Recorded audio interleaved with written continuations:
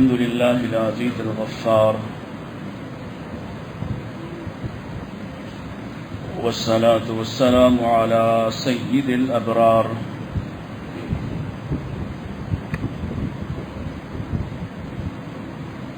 اللهم صل على محمد وعلى آل محمد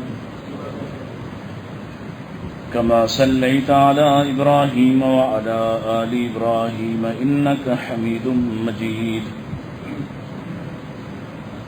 اللهم بارك على محمد وعلى آل محمد كما باركت على إبراهيم وعلى آل إبراهيم إنك حميد مجيد. أعوذ بالله السميع العليم من الشيطان الرجيم. بسم الله الرحمن الرحيم.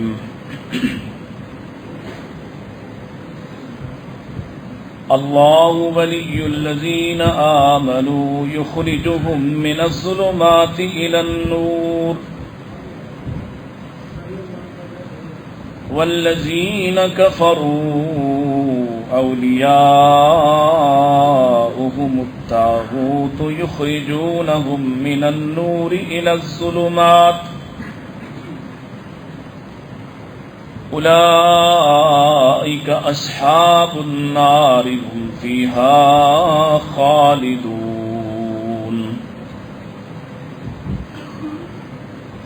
وقال الله تعالى: ومن يشاقق الرسول من بعد ما تبين له الهدى ويتبع غير سبيل المؤمنين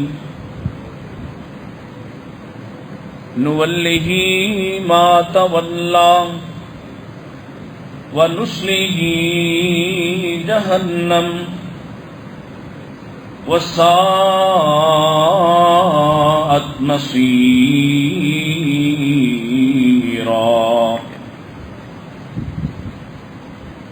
إن أحسن الحديث كتاب الله وخير الهدي هدي محمد صلى الله عليه وسلم وشر الأمور محدثاتها كل محدثة بدعة وكل بدعة ضلالة وكل ضلالة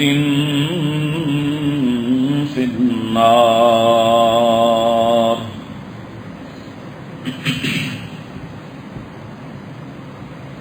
حمد و ثنا، تعریفات، تسبیحات، تحلیلات و تکبیرات اللہ سبحانہ و تعالی کے لیے، جس کے بے شمار انگنت لاتعداد احسانات، جو سراپا احسان ہے، حقیقی محسن ہے، جس نے ہم پر یہ فضل فرمایا، احسان فرمایا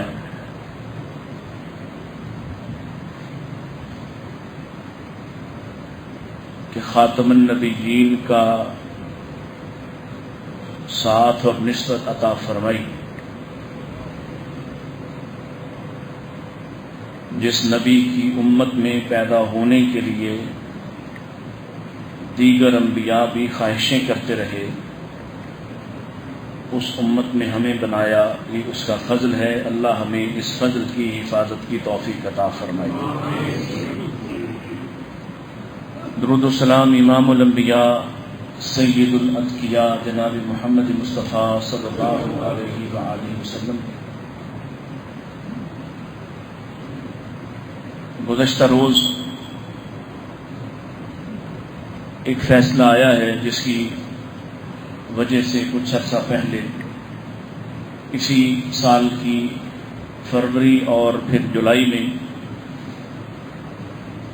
چیف جسٹس آف پاکستان کے کچھ متنازع پیراگرافز کی وجہ سے ختم نبوت کے حوالے سے، قانون ختم نبوت کے حوالے سے تشویش پائی جاتی تھی.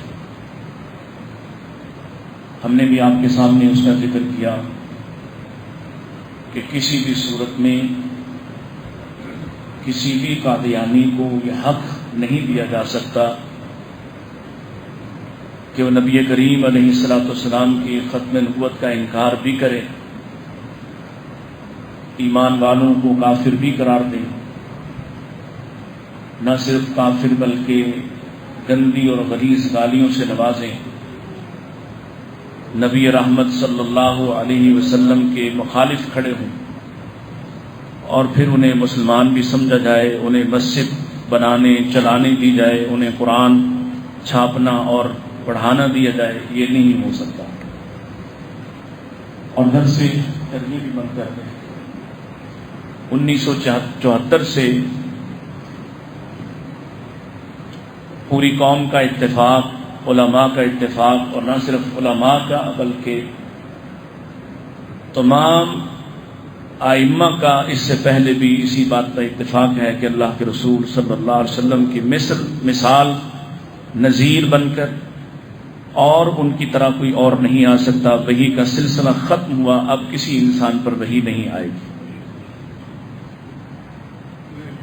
اس لیے من مانی تشریحات کر کے اور قرآن چھاپنے کا نام لے کر جس تفسیر کو پھیلایا جاتا تھا، اس کے خلاف جب لوگ عدالت میں گئے، بجائے اس کے کہ اس اپنے قانون پر عمل درآمد کرتے ہوئے کڑی سزا دی جاتی تاکہ یہ سلسلہ رکتا، اس کے لیے ایک چور دروازہ کھولنے کی کوشش کی گئی۔ جانے یا انجانے میں نیت پہ حملہ نہیں کرتے، لیکن معاملات اتنے سادہ نہیں تھے۔ اب قوم کا مذہبی اور دینی جماعتوں کا پریشر آیا ہے، تو اللہ کا شکر ہے جیسے تیسے بھی کل رات یہ فیصلہ ہوا کہ وہ پیراگراف حذف کیے جائیں گے سابقہ فیصلوں سے جنہوں نے قادیانیوں کو یہ اجازت دینے کی کوشش کی تھی۔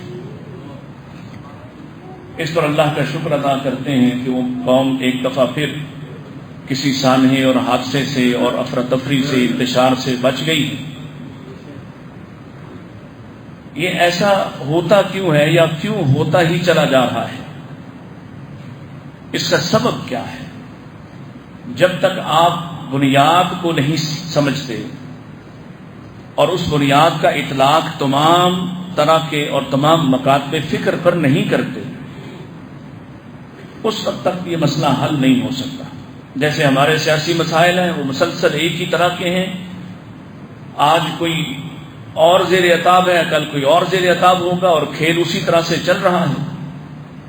اسی طرح سے یہ جو مذہبی معاملات ہیں اور بالخصوص ختم نبوت کے حوالے سے قادیانیوں کی شرارتیں، اور کھلم کھلا ہمیں کہا جاتا ہے کہ نام بھی نہ لیا جائے، لیکن میں اس بات سے قطع نظر، قادیانی صریحاً کفر پر ان کا عقیدہ ہے، اور پاکستان کے آئین اور قانون نے اور اللہ کی شریعت نے انہیں کافر قرار دیا ہے۔ لہذا اتنے بدترین کافر کو بھی جو آپ کے دین کو بگاڑنے کا اعلانیہ مرتکب ہے، اس کو سہولت دینا اور یہ کہنا کہ وہ چار دیواری کے اندر بیٹھ کے تو اپنی مرضی کا نصاب پڑھ سکتا ہے، پڑھا سکتا ہے، یہ ایسے ہی ہے جیسے آپ اپنے ملک میں کسی دوسرے ملک کی ایجنسی کو بیٹھ کر اپنی کسی چار دیواری میں کام کرنے کی اجازت دے دیں۔ آپ کا کیا خیال ہے وہ آپ کے ملک کے حوالے سے آپ کی حب الوطنی پر سوال نہیں اٹھائے گا؟ جیسے کچھ عرصہ پہلے یہاں بلیک کوارٹر معروف تھا معاملہ، اور وہ پورے ملک میں پھیلے ہوئے ایک نظام کو چلا رہے تھے۔ اللہ کے بندو، یہ ملک اللہ کرے کہ قیامت تک رہے اور اس کی بنیادیں بھی قائم رہیں۔ یہ ملک بڑا قیمتی ہے، لیکن اللہ کی قسم ہے دین کے مقابل اس ملک کی کوئی قیمت نہیں ہے۔ ہماری جانیں بڑی قیمتی ہیں، لیکن دین کے مقابل ہماری جانوں کی کوئی حیثیت۔ ملک بھی بدلتے رہیں گے، بدلتے رہے ہیں، پہلے بھی مختلف ملکوں کے نام مختلف علاقے تھے۔ اگر آپ کو کوئی ایسا تھریٹ بھی ہے، ایسا خوف بھی لاحق ہے، کوئی ایسا ایجنڈا بھی ہے، جب آپ کو آپ کی کسی نالائکی کی بنا پر نکالا جاتا ہے تو پھر کہتے پھرتے ہیں کہ مجھے فلاں نے نکالا یا کیوں نکالا۔ تو جب اس طرح کے مذہبی ایشوز پر آپ کو انٹرنیشنل پریشر آتا ہے تو آپ اپنی قوم کے ساتھ اپنے حالات کو کیوں بیان نہیں کرتے؟ آپ اپنی قوم کو اعتماد میں کیوں نہیں لیتے ہیں کہ کون لوگ ہیں جو چاہتے ہیں کہ یہ قانون ختم ہو؟ آپ کے ملک میں 98% مسلمان ہیں، ان 98% مسلمانوں میں بھی اکثریت اہل سنہ کی، اور یہ اکثریت 90% تک ہے، یعنی جس میں دیوبندی ہیں، اہل حدیث ہیں، بریلوی ہیں، حنفی دیوبندی ہیں، یہ سارے یہ 90% لوگ ہیں اس وقت پاکستان میں۔ 90% آبادی۔ ویسے آپ جمہوریت کا راگ الاپتے ہیں اور کثرت کی باتیں کرتے ہیں، اکثریتی نظام چلاتے پھرتے ہیں، لیکن جب آپ عوامی سطح پر اکثریتی دین رکھنے والے اور اکثریتی طور پر جس مذہب کے ساتھ منسلک لوگ ہیں ان کے حقوق کا کوئی تحفظ کرنا نہیں چاہتا، اور 1-8% ایسے بدماش بدگماش جو پیارے رسول علیہ الصلوۃ والسلام کی دین پر ڈاکہ زنی کرتے ہیں، ان کے حقوق بڑے یاد آتے ہیں۔ سو آئیے اصل میں جو بات آپ کو پھر سے ایک دفعہ دہرانا چاہتا ہوں کہ مسئلہ کیا ہے، ایسا کیوں ہوتا ہے؟ اور آپ اندازہ لگائیے، میں فیلڈ کا آدمی ہوں، ہمارے ہاں پڑھے لکھے پروفیسر طبقے میں یہ بات پائی جاتی تھی، کیا ہو گیا ہے اگر قاضی صاحب نے یہ فیصلہ دے دیا اپنے گھر میں وہ کچھ بھی کریں؟ کیا آپ کو آپ کا دین یہ اجازت دیتا ہے کہ کوئی اپنے گھر میں شراب خانہ کھول لے؟ بولیے، کوئی اپنے گھر میں طوائف خانہ کھول لے؟ آپ کہہ سکتے ہیں کہ اپنے گھر میں کرتا ہے جو مرضی کرے؟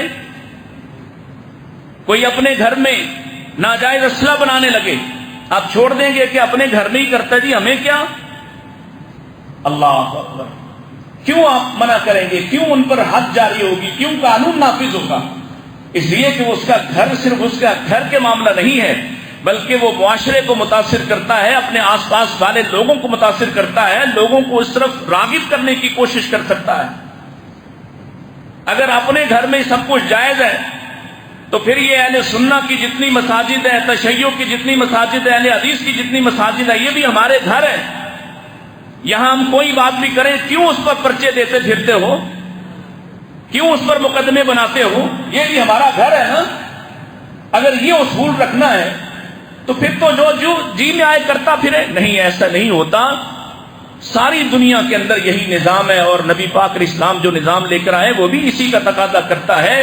اگر کوئی اپنے گھر سے فساد کا آغاز کرے گا، اپنے ہی گھر کیا کوئی اللہ کا گھر بنا کر فساد کی نیت سے بناتا ہے، اللہ اپنے نبی کو کہتا ہے اس گھر کو صرف بند نہیں کرنا، اس کو جلا کر راکھ کر دو کہ یہاں سے فساد کی امید ہے۔ یہ بات جب تک نہ سمجھ آئے۔ اور دوسری بات، محمد رسول اللہ، آپ کون ہیں؟ آپ کی حیثیت کیا ہے؟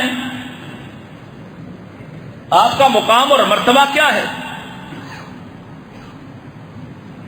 محمد صرف رسول نہیں ہے، کہیے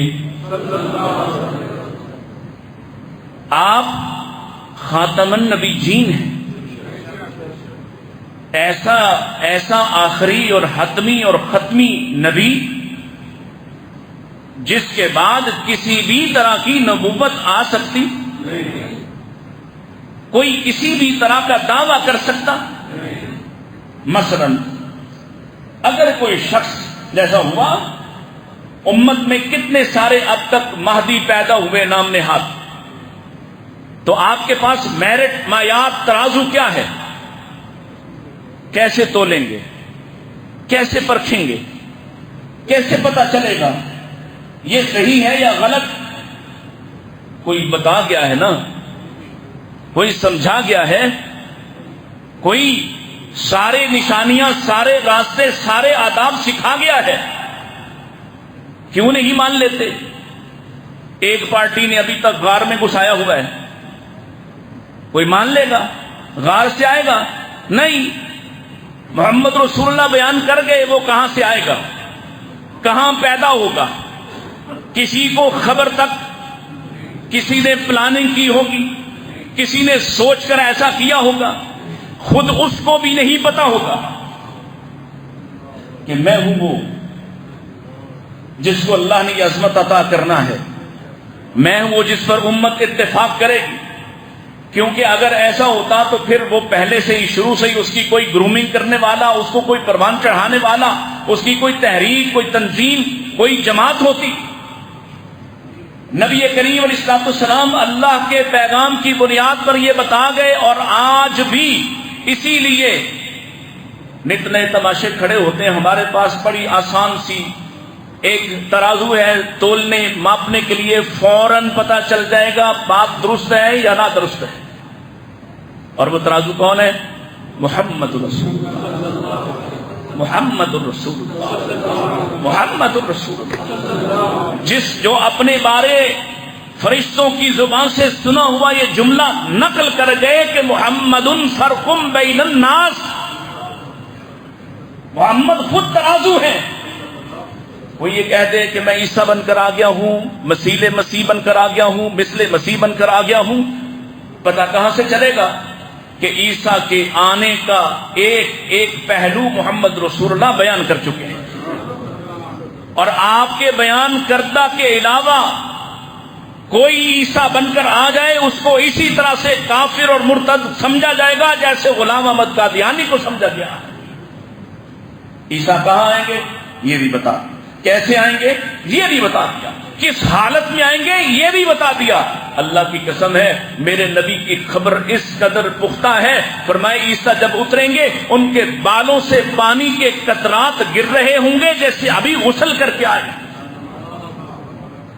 پہلے تو لاؤ نا آسمان سے کوئی اتارو بغیر سیڑھی کے، بغیر پیراشوٹ کے، پھر آ کے کہے کہ میں مثل مسیح بن کر آ گیا ہوں. اور یہ پیدا کیوں ہوا اس طرح کا یہ بدبخت، یا اسی طرح کی یہاں گوہر شاہی، اسی طرح کے دیگر فتن؟ سبب کیا ہے کہ آپ نے اس حیثیت کو نہیں سمجھا جو اللہ نے محمد رسول اللہ کو عطا فرمائی. آپ نے نہیں سمجھا. آپ نے اماموں کو بڑا کر کے، اپنے پیروں مرشدوں ولیوں نام نہاد کرامتیوں کو بڑا کر کے پیش کیا. محمد رسول اللہ کی سنت پر ڈاکہ زنی کی، آپ کے دین پر حملہ آور ہوئے، گھر گھر میں بیٹھ کر اپنی اپنی مرضی کی تفہیمات بنائی ہیں. وہاں سے یہ چور دروازہ کھلا. شہید ملت علامہ احسان علیہ ظہیر فرمایا کرتے تھے، اور چنیوٹ کے میدان میں انہوں نے تمام مسالک کے مابین کہا تھا کہ جو تم نے چور دروازے کھولے ہیں، ختم نبوت پر حملہ آور جہاں سے لوگ ہوتے ہیں، ان چور دروازوں کو بند کرو. اور تب تک چین نہیں آئے گا جب تک اس نقطہ نظر پر نہیں پہنچ جاتے کہ مسلمان کے صرف دو اصول ہیں، اطیع اللہ و اطیع الرسول ہیں. جب تک اس نقطہ نظر پر نہیں آتے، جب تک یوں نہیں مانتے رسول اللہ کو، جب تک آپ کو اس طرح کی حتمی حیثیت کے ساتھ نہیں مانتے، اللہ کی قسم ہے تب تک تمہارے گھر کے اندر سے ایسے چور پیدا ہوتے رہیں گے. آپ کی حیثیت کو سمجھو، آپ کا مقام کیا ہے.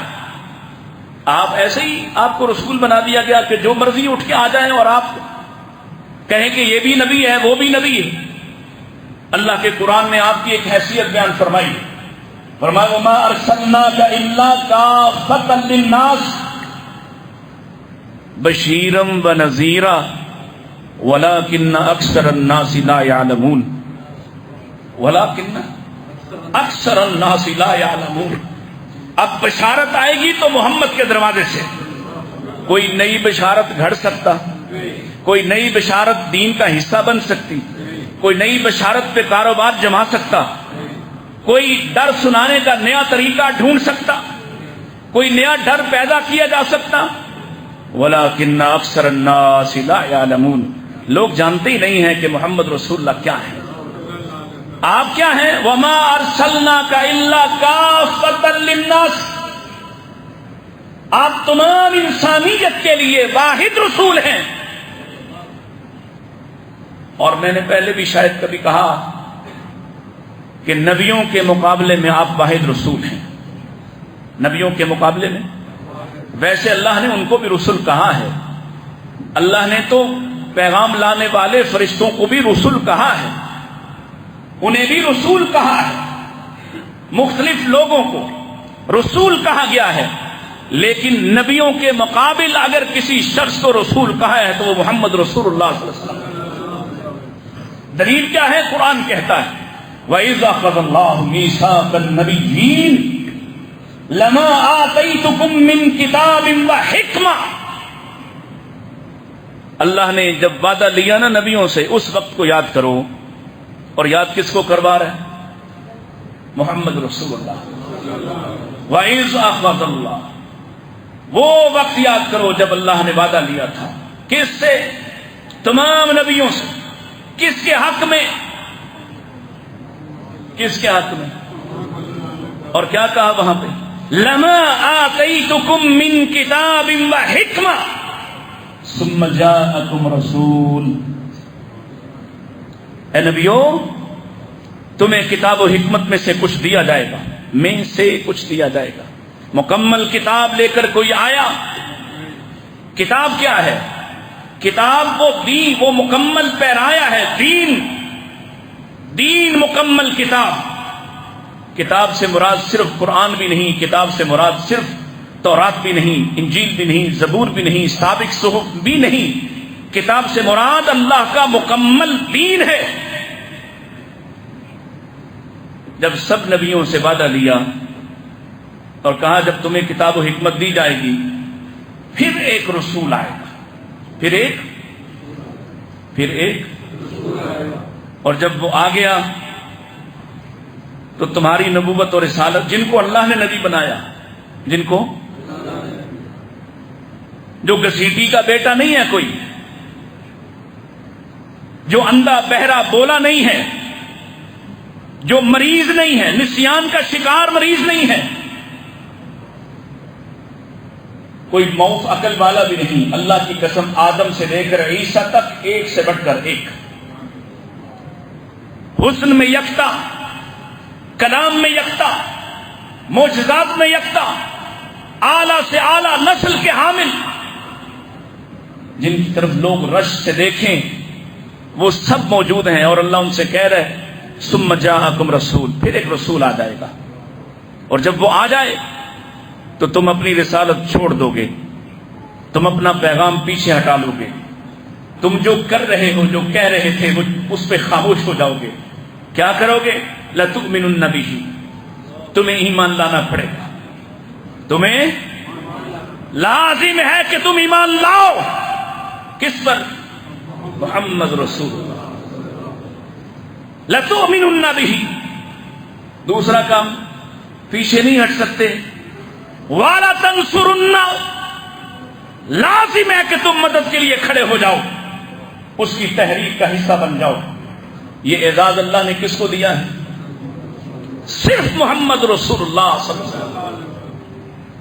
کیوں؟ اللہ نے آپ کو کتاب عطا کی ہے، آپ کو اللہ نے کتاب عطا کی، مکمل دین عطا کیا ہے۔ سب کے پاس اجزاء ہیں، سب کے پاس، جاگ کے بیٹھیے اور سنیے، غور کیجیے، سب کے پاس چھوٹے چھوٹے جز ہیں، اجزاء ہیں۔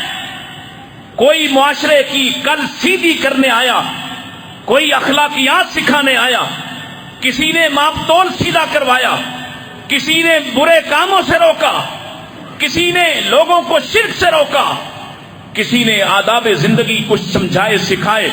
یہ ایک نبی ہے، صرف ایک اکیلا رسول ہے جو ہر چیز کا پیغام جزیات کے ساتھ، تفصیلات کے ساتھ، تشریحات کے ساتھ لے کر آیا ہے۔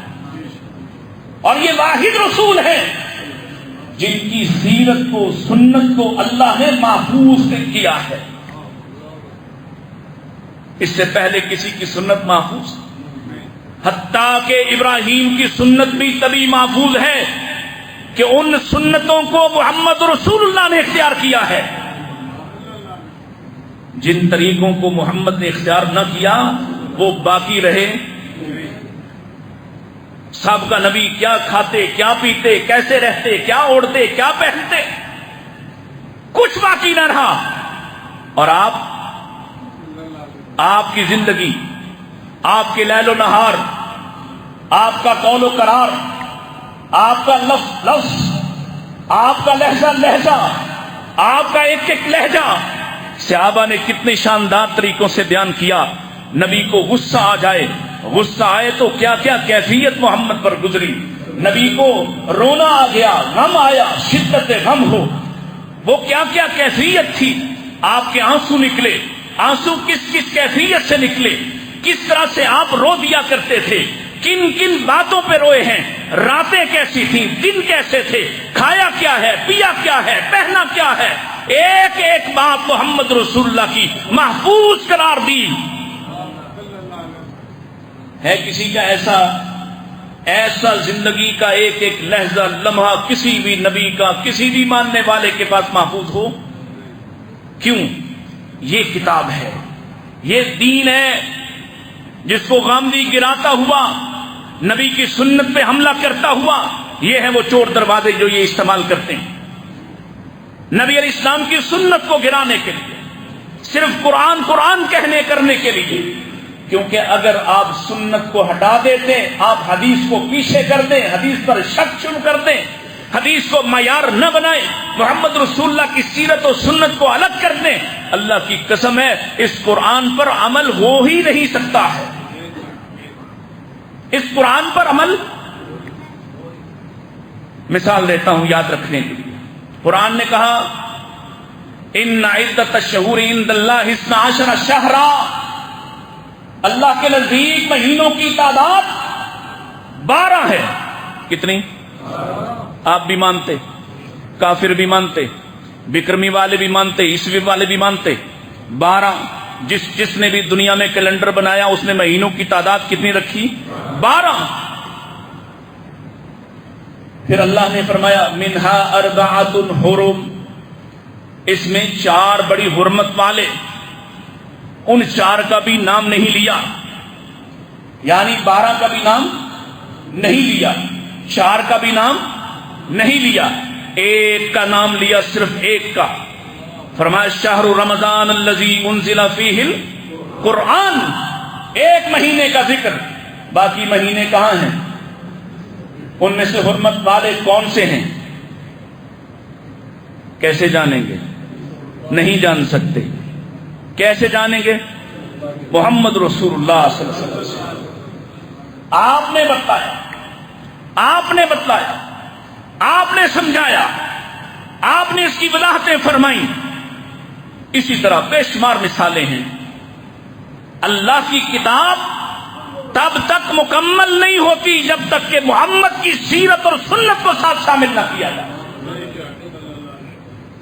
اس لیے کہ اس سے پہلے کسی نبی کو یہ میرٹ، یہ معیار بنایا ہی نہیں گیا ہے.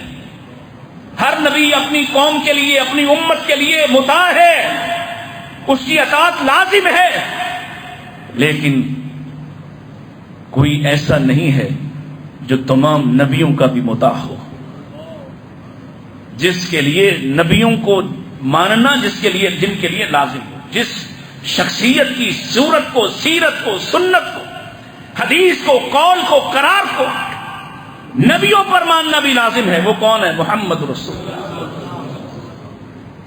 اور جن لوگوں نے درمیان میں اپنے ٹانکے لگائے، قرآن کہتا ہے وَمَن يُشَاقِقِ الرَّسُولَ، سمجھیے گا اس آیت مبارکہ، وہ لوگ جو رسول کی مخالفت کریں، جن کو رسول کی اطاعت شاق گزرتی ہے، وہ لوگ کب؟ غلط فہمی نہیں،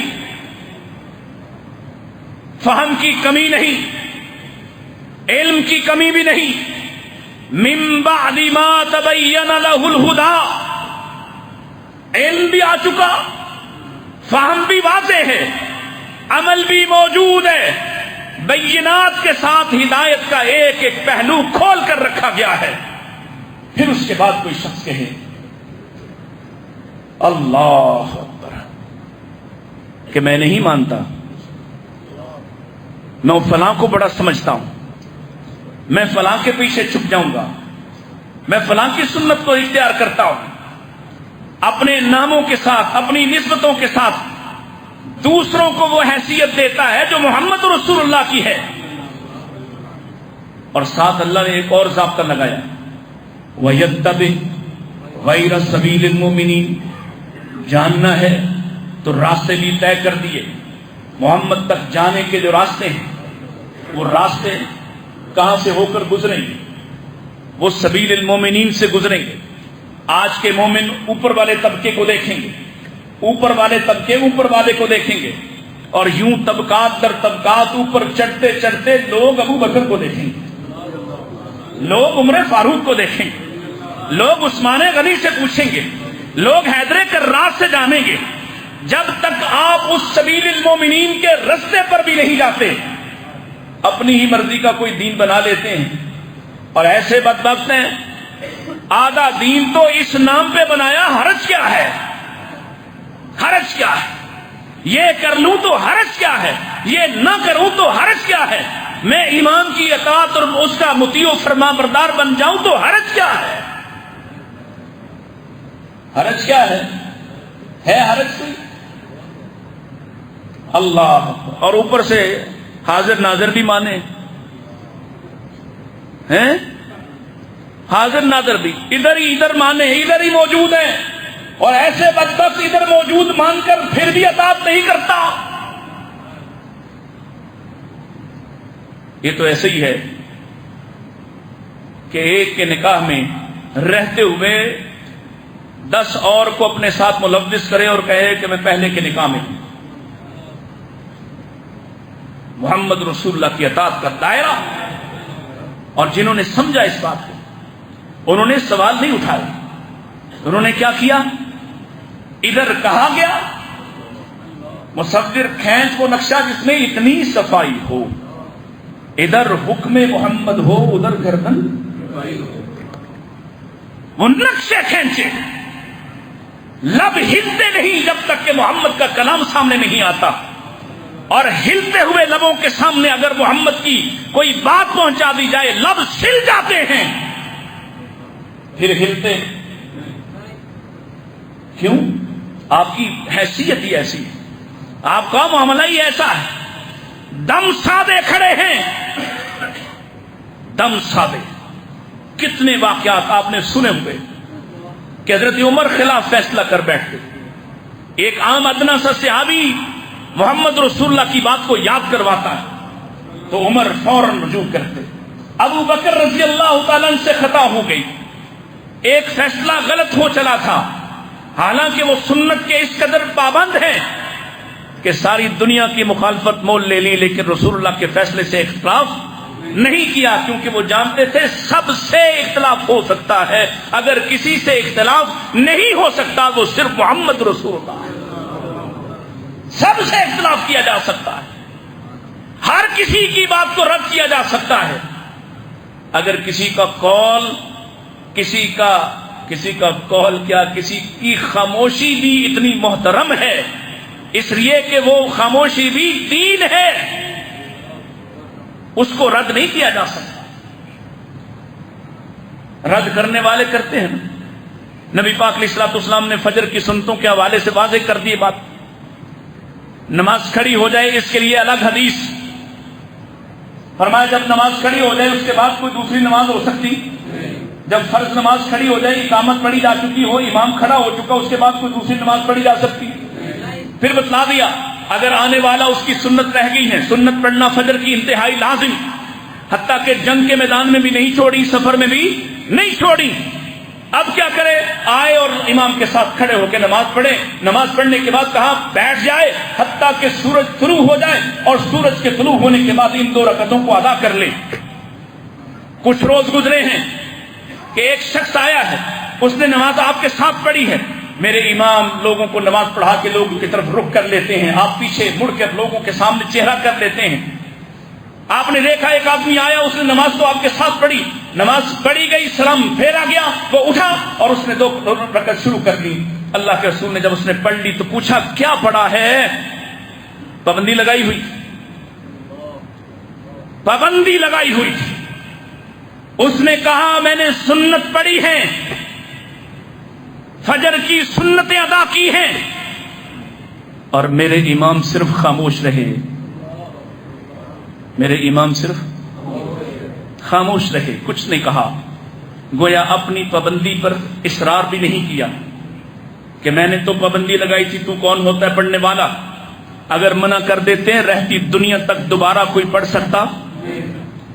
نہیں منع کیا، چپ رہے، خاموش رہے، گویا اس کے عمل کو قرار دوام بخشا، سند کی، خاموشی کی۔ تم سے ہضم نہیں ہوئی؟ ہضم ہوئی؟ تو نے بہانے سے کہا نہیں، نبی نے فیصلہ کیا سو کیا، جب تم آؤ نا تو پیچھے صحن نہیں دو، پڑھ لینا جلدی جلدی سے، جلدی سے پڑھ لو۔ کہاں سے نکالا؟ یہ چور دروازہ ہے نا، سمجھ آ رہی ہے کیا کہہ رہا ہوں؟ اب یہ چور، محمد رسول اللہ نے خاموشی کے ساتھ یہ ظاہر کر دیا کہ پہلے تو نہیں پڑھی جا سکتی، امام کھڑا ہو جائے پھر نہیں پڑھی جا سکتی، جماعت ہو رہی ہو پھر نہیں پڑھی جا سکتی، بعد میں بھی نہیں پڑھنا تھی، لیکن ایک نے پڑھی تو آپ نے چپ ہو کر جو دوام دیا ہے، اب ہونا یہ چاہیے تھا تو کہتا کہ نماز میں شامل ہو جا اور اس کے فوری بعد پڑھ لینا کہ اللہ کے نبی نے اس کو گوارا کر لیا۔ تو نے ایسا نہیں کیا، تو نے چور دروازہ کھولا، تو نے نبی کی پہلی بات کو بھی روندا، دوسری بات کو بھی روندا، تو نے کہا پیچھے کھڑے ہو کے پڑھ لینا، وضو کے پاس، وضو خانے کے پاس پڑھ لینا، چلتے چلتے پڑھ لینا، اور پھر فتوے ہم پہ لگاؤ گے کہ یہ فرقہ واریت پھیلاتا ہے۔ فرقہ واریت کیا ہے؟ محمد رسول اللہ کی بات سے انحراف کرنا فرقہ واریت ہے یا بیان کرنا فرقہ واریت ہے؟ بات سمجھ میں آ رہی؟ تم نے یہ چور دروازے کھولے، ان دروازوں سے گزر کر گوہر شاہی داخل ہوا، ان دروازوں سے گزر کر آج کل ایک بدبخت کراچی میں بیٹھا دین کے نام پر دھبا ہے اور پاکستان کی ایجنسیوں سے پکڑتی نہیں ہے، پوچھتی نہیں ہے، وہ قرآن مجید کے غلط ترجمے بیان کرتا ہے، کھلم کھلا دعوتیں دیتا ہے، اسلام آباد میں مرکز بنا کے بیٹھا ہے، کسی کی کان پر جوں تک نہیں دیکھتی، اس لیے کہ ان کو مسئلہ اس سے نہیں ہوتا۔ سمجھ آ رہی ہے؟ آ جائے تو اللہ کی قسم ہماری زندگی کسی کام کے لگ جائے۔ یہ بنیاد ہے کہ ساری دنیا سے اختلاف ہو سکتا، محمد کی بات سے اختلاف ہو سکتا، کیونکہ آپ کا کہنا دین ہے، آپ کا کہنا دین ہے، آپ کا کہنا دین ہے، آپ کا سن کر چپ رہنا بھی دین ہے۔ کتنی ساری باتیں بتاؤں جو اس رستے سے تم نے رستہ کھولا۔ پیارے نبی علیہ الصلوۃ والسلام، وقت کم رہ گیا، اس پر میں اگلا جمعہ پھر انشاءاللہ زندہ رہا تو انشاءاللہ عرض کروں گا۔ آپ نے اسی طرح جیسے آپ نے فجر پہ پابندی لگائی، فجر کی سنتیں فوری پڑھنے پہ پابندی لگائی اور پھر لوگوں کو جو عمل پیش کیا وہ سامنے ہے، اسی طرح آپ مغرب کو آئے،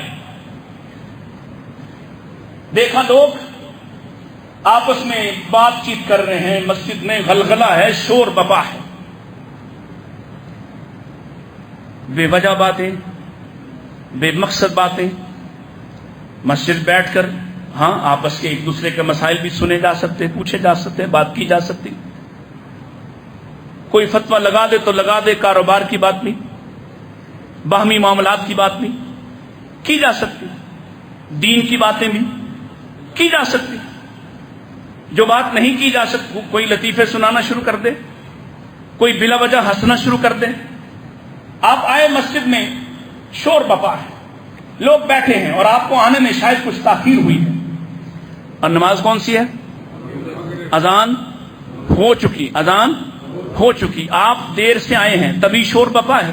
اگر آپ پہلے ہی موجود، سمجھیے گا بات کو جو میں کہنا چاہ رہا ہوں، آپ موجود ہوتے پہلے ہی، جیسے تیرا مولوی مصلی پہ کھڑا ہو کے اذان دلواتا ہے، وہ مصلی پہ پہلے چڑھ جاتا ہے، اذان بعد میں ہو رہی ہوتی ہے، یا اذان ہو رہی ہوتی ہے تو اسی دوران مصلی پہ سوار ہو جاتا ہے، اور وضو پہ کھڑا آدمی بڑی تیزی سے وضو کرنے والا بھی اس امام کی پہلی رکعت پہلی تکبیر کے ساتھ نہیں مل سکتا۔ آپ نے دیکھے ہوں گے یہ منظر۔ آپ آئے تو لوگ شور کر رہے تھے، گویا آپ کچھ دیر سے آئے ہیں، لوگ آپس میں بیٹھے بات چیت کر رہے ہیں، تو آپ نے آتے ہی فرمایا صلو قبل المغرب۔ جملہ یاد کر لو، کیا فرمایا؟ صلو قبل المغرب۔ کیا مطلب؟ مغرب سے پہلے نماز پڑھو، کب؟ عصر کے بعد؟ نہیں، اذان کے بعد جو وقفہ ہے، اذان کے بعد جو وقفہ ہے، امام کے آنے تک کا جو وقفہ ہے، اور مغرب کے فرض پڑھنے سے پہلے جو وقفہ ہے، وقفہ ہے نا، تبھی کہا صلو قبل المغرب. پڑھو.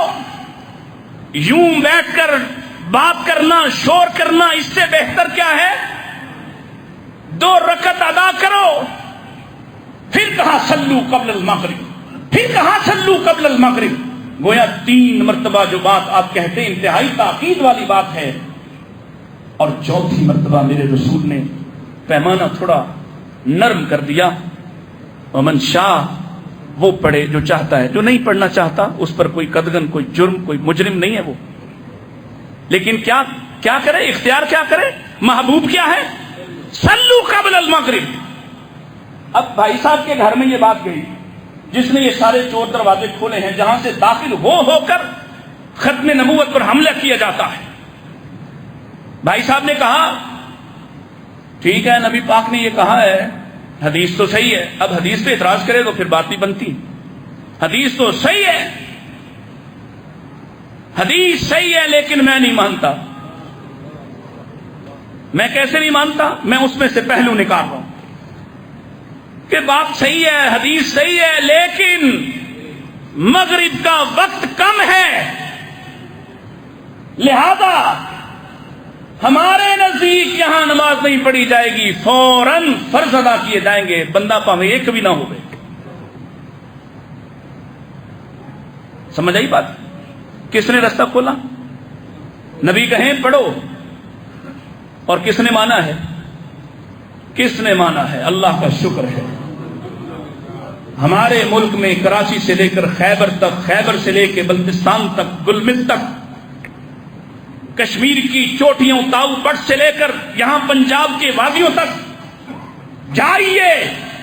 مغرب کی اذان ہو رہی ہو، مغرب کی نماز سے پہلے کن مسجدوں میں اس سنت کا اہتمام کیا جاتا ہے؟ ذرا ڈھونڈ کے دکھائیے وہ کن کی مسجدیں. کیوں؟ کہ آقا نے فرمایا صلو قبل المغرب. کیونکہ ہمارا کوئی دوسرا امام، ہم سب ائمہ کا احترام کرتے، لیکن امام کعبہ صلاح بن محمد آئے تھے، انہوں نے کہا یہاں پہ کہ سب محترم ہیں، سب کا احترام ہے، سب کے اقوال لیے جا سکتے، سب سے دین سمجھا جا سکتا، لیکن تب تک جب تک کہ محمد رسول اللہ کی بات نہیں آ جاتی. اور کہا ہم نحنو ابناء الدلیل، ہم دلیل کے بیٹے ہیں، اور دلیل کہاں ہے؟ محمد رسول اللہ، محمد رسول اللہ، محمد رسول اللہ. دلیل کسی دوسرے کے پاس، کسی دوسرے پر دلیل اترتی، کسی دوسرے کا عمل دلیل قرار پاتا؟ وہ ام ایمن، پھر یاد کروا دوں، رحمہ اللہ، رضی اللہ تعالی عنہا، کیا کمال کی خاتون ہے. اور میرے نبی نے فرمایا تھا ام ایمن، ام ایمنہ امی بعد امی، ام ایمن میری ماں کے بعد میری ماں ہے. آقا وفات پا چکے ہیں، سیدنا صدیق اکبر، سیدنا فاروق اعظم دونوں مل کر ان کے گھر کی طرف جا رہے ہیں، ان کی زیارت کرنے، ان سے حال احوال دریافت کرنے گئے. دیکھا وہ رو رہی ہیں. یہ دونوں جلیل القدر صحابی یہ بھی بیٹھے اور رونا شروع کر دیا. آپ کو پہلے بھی کئی دفعہ سنایا ہے. رو رہے ہیں، رو رہے ہیں، تینوں رو رہے ہیں. وہ تو جانے کیوں رو رہی، ان کو پتہ ہی نہیں کیوں وہ رو رہی، یہ بھی رو رہے ہیں. کبھی کبھی ماؤں کے ساتھ، روتی ہوئی ماؤں کے ساتھ رو لیا کرو. اشک بہاتے باپوں کے پاس بیٹھ کے ان کے اشک گرتے ہوئے دیکھ کے رو پڑا کرو. انہیں لگے کہ تم انہیں سمجھتے ہو، بات سمجھ آئے یا نہ سمجھ آئے، ان کا ساتھ دے دیا کرو.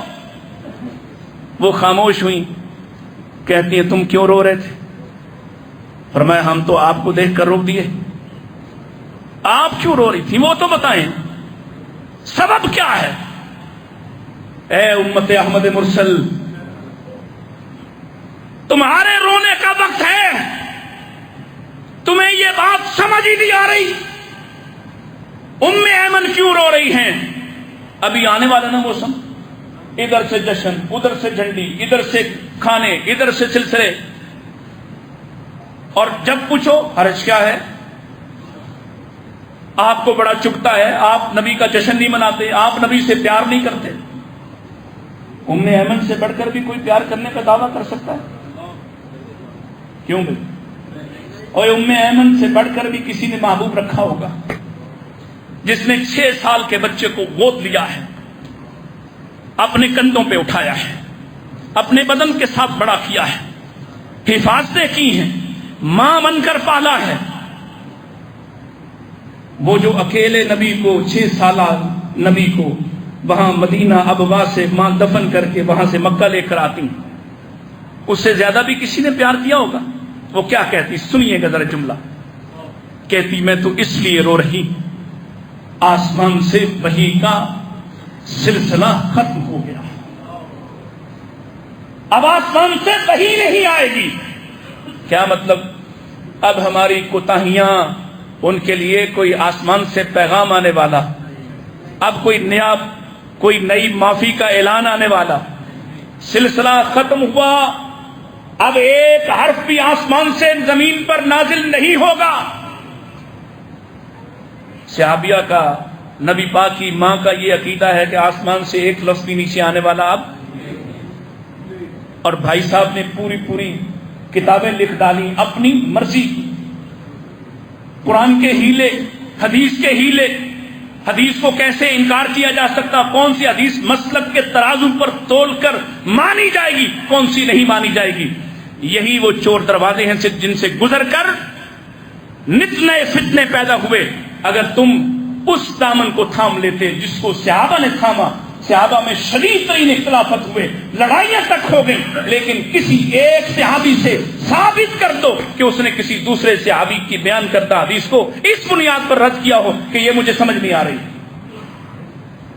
اور ہم پہ فتویٰ لگا دیا ظاہری ہونے کا، طنز کیا، تمسخر اڑایا کہ یہ حدیث کو سیدھا ہی مان لیتے ہیں۔